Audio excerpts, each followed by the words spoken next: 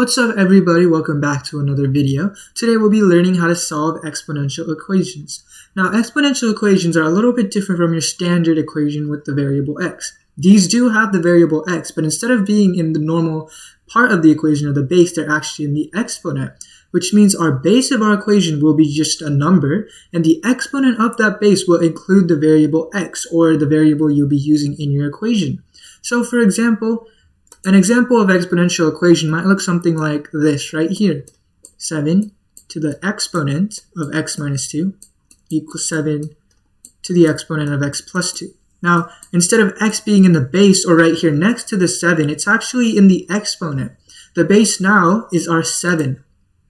This is the base, and the base is one of the most, if not the most important parts to look in our exponential equation. It will help us decide what procedure or what steps to use to solve for x. And now instead of x being in our base, it's actually up over here in the exponent, which makes it a little tougher to solve. But once you understand the proper procedure to go through it to solve for x, it'll become much clearer to solve exponential equations. So in today's video, we're going to go over 5 examples of solving exponential equations. So let's start off with example number 1. And here we have it. Our first example of an exponential equation, which is 8 to the exponent of x minus 9 equals 8 to the exponent of 2x plus 10. Instead of saying to the exponent, you can say to the power 2, but just to make sure, remember that x is in your exponent this time. So now, off the bat, you might be a little confused on how to solve for x. This might be a little confusing to understand, but there are a few, let's say, tips you should know or information you should know to solve for x. Now remember how I said our number over here, in this example, 8. This number is our base. So for both sides of the equation, 8 is our base. Whenever both numbers are the same on both sides of the equation, whenever these two bases are the exact same number, all you have to do is get rid of them and set the exponents equal to each other. So since in this example, 8 is equal to 8 and both of them are the bases, you can just make x minus 9 equal to 2x plus 10. Now, your bases won't always be the same number. It will get a little trickier to deal with it when they're not, but just when they are, you can just take out your base and set your two exponents on both sides of the equation equal to each other. Now that we have x minus 9 equals 2x plus 10, all we have to do is just solve for x, which means subtracting and adding on both sides to get the value of x. So first, we can just subtract x on both sides. That gets rid of the x on the left side, and then 2x minus x equals x, so then we get x plus 10 equals negative 9. And then we can just subtract 10 on both sides. So plus 10 plus negative 10 cancels those out. Negative 9 plus negative 10 equals negative 19, which equals x. So negative 9 minus 10 equals negative 19, and then we just have isolated x on this side, which means x equals negative 19 for this problem. So once again, whenever your bases on both sides of your equation are the exact same, you can just make the exponents equal to each other. Now this is a little bit easier in the concept of solving exponential equations. So in our next example, we're going to have a problem where the bases aren't the same. And as you can see right here for our example number 2, we have 4 to the 3x minus 6 equals 16 to the x plus 12. Now that our bases aren't the same, we're actually going to have to make them similar in a sense. We're going to have to rearrange one of these two numbers, one of the 4 and 16, to make them similar to each other. And how do we do that? Well, we use a concept of exponents again. So if we look at 4 and 16, we can notice that these are similar numbers. What are the similarities between 4 and 16? Well, 4 is a factor of 16. 4 divided by 16 equals 4. But is there anything else? All right. If you look at this closely, you can realize that 4 squared equals 16, which means 16 is the same thing as 4 squared. So that means we can actually rewrite 16 to the x plus 12 as 4. On the left side, it would be the exact same. So we'd have 4 to the 3x minus 6. But we can rewrite 16, as you can see, since 4 to the second, or 4 to the power of 2 equals 16, we can rewrite 16 as 4 to the power of 2. 2x plus 12. So now notice our bases are the same. This is our number. We still have 4 and 4 over here. But now we want to distribute this 2. And when we do that to distribute it, all we do have to multiply. So we just do 2 times x plus 12. We have to distribute this 2 to the x and the 12. And after you do that, you just get 2x and 24, which means 4 to the 2 to the x plus 12 is just the same thing as 4 to the 2x plus 24. So now we can set that equal to our 4 to the 3x minus 6. And now that we have our bases the exact same, we can get rid of those and set the exponents equal to each other. So we'd have 3x minus 6 equals 2x plus 24. And then all we have to do is just solve for x. So we have a 2x on this side, so I subtract 2x on both sides. And we can also add 6 on both sides. So these cancel out and these cancel out. And then we're left with 3x minus 2x, which is x. And 24 plus 6, which is 30. So then we get x is equal to 30. Now, this might have seemed a little bit more complicated, but I hope you got what you were supposed to out of it. Whenever your bases aren't the same, you have to rearrange or change this number, one of these bases, in a way that the bases will be the exact same. So as we see that 4 squared equals 16, we made 16 into 4 squared, and since we have a 4 squared, all we have to do is distribute this squared, or this 2, to the x plus 12. Then we do 2 times x plus 12, then we end up with 2x plus 24. Now that the bases are the same, we can set the exponents equal to each other, and after we do that, we just solve for x, which is 30. So now let's move on to another one of these. Example number 3. And as we have right here, 27 to the 4x minus 4 equals 3 to the x plus 8. Now remember, just like we did in the last problem, we have to rearrange one of these bases in the way that these will be the same number. So as we can see, well, how is 3 related to 27? Not only is 3 a factor of 27, meaning 3 times 9 equals 27, but 3 cubed actually equals 27. So now using that information, we can actually rewrite this as 3 cubed to the 4x minus 4 equals 3 to the x plus 8. And now since we have a 3 cubed, all we want to do is just distribute that 3 to this exponent, the 4x minus 4. So then we do 3 times 4x minus 4. And then that gives us 3 to the 12x minus 12. And now that we've simplified that side, we can just set it equal to what we already had on the right side, which is 3 to the x plus 8. And once again, our bases are the exact same, both of them being 3, so we can just set these exponents equal to each other, having 12x minus 12 equals x plus 8.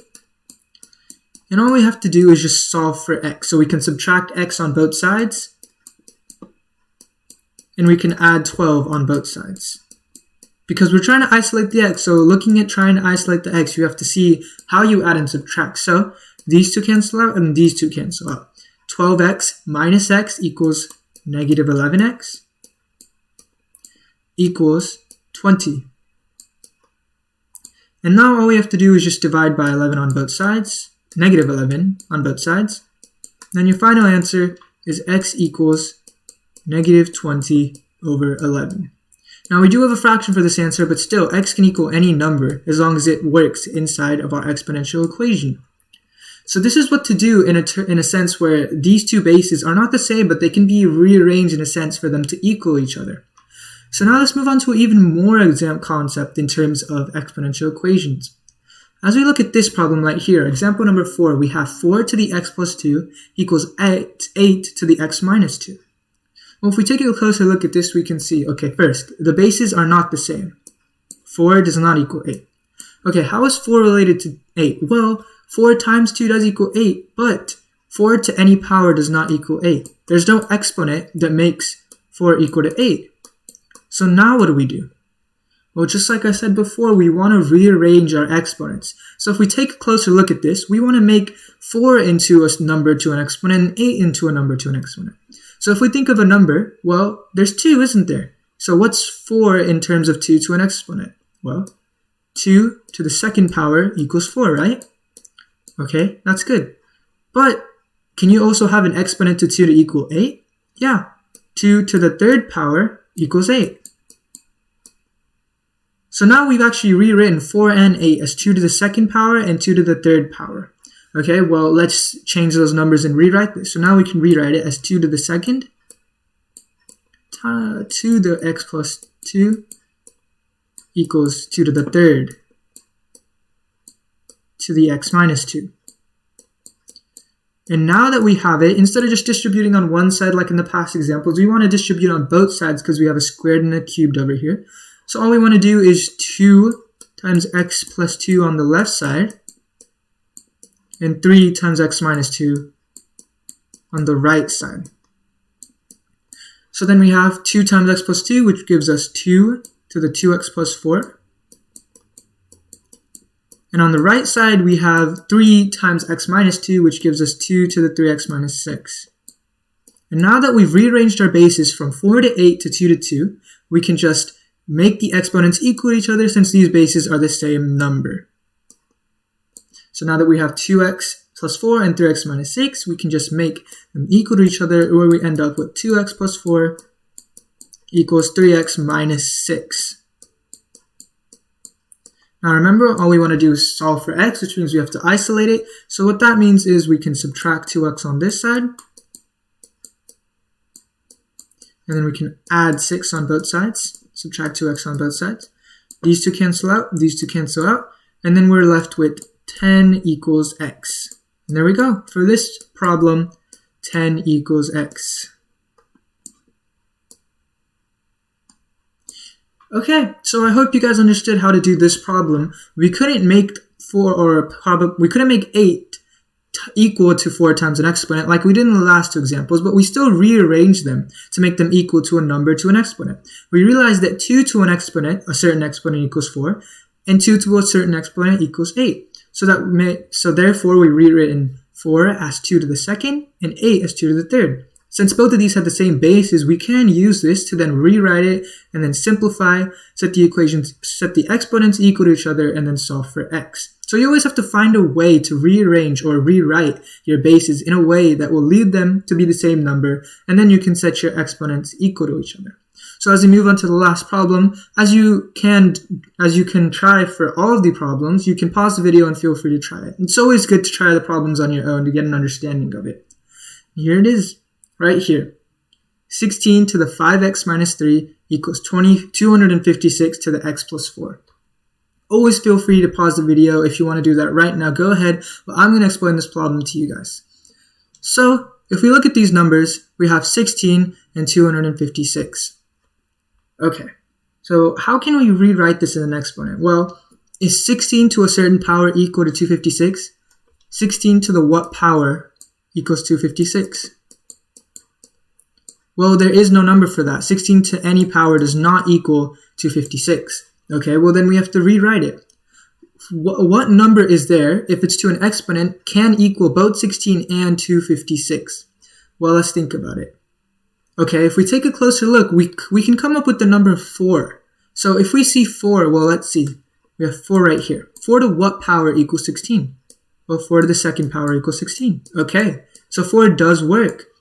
Now we want to test it on the right base too. 4 to what power equals 256? Well, let's see. If 4 to the second power is 16, then 4 to the third power is 64, which means 4 to the fourth power is 256. So this does work. Now you might be a little confused on how I got the 4, but as you get practice with this, you just want to be able to look at both of these numbers and think of the number 4. You want to understand exponents and remember them. You want to remember that 4 to the squared equals 16 and 4 to the fourth equals 256 so that you can find this number 4 faster, and then realize that 16 can be written as 4 squared and 256 can be written as 4 to the fourth. So now that we've gotten this, all we have to do is rewrite it. Then we end up with 4 to the second to the 5x minus 3 equals 4 to the fourth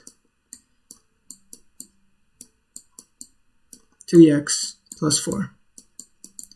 Now we want to just distribute this 2 to the 5x minus 3 and this 4 to the 4x plus 4, which gives us 4 to the 10x minus 6